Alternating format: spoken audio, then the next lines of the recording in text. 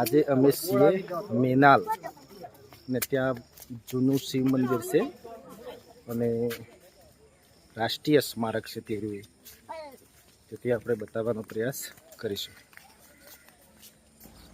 મહાનલ તરીકે ઓળખાતું અને આજે મેનાલ તરીકે ઓળખાય છે. આ 11મી સદીમાં પૃથ્વીરાજ દ્વિતીય દ્વારા બંધાયેલું છે.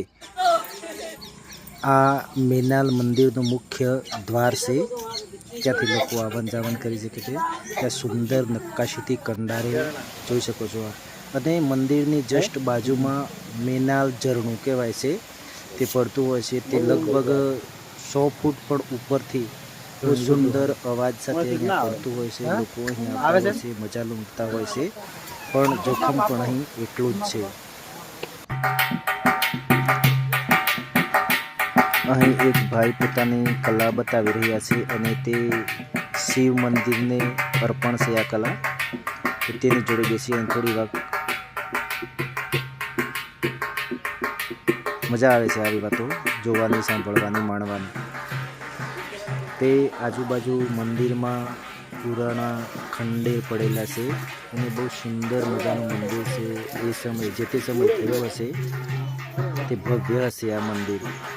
અને આ મંદિર ચૌહાણ રાજપૂતો દ્વારા 11મી સદીમાં બંધાયેલું છે તેવું કહેવામાં આવે છે. અને ઝરણાની પેલી બાજુ પણ એક શિવ મંદિર છે.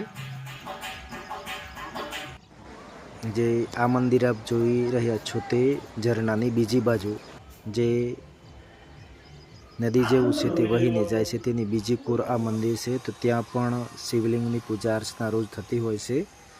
તો આજે પણ સરસ રીતે શિવલિંગને શણગારેલ છે. તો ત્યાંના દર્શન કરવાનો લાભ પણ અમને મળી ગયો હતો.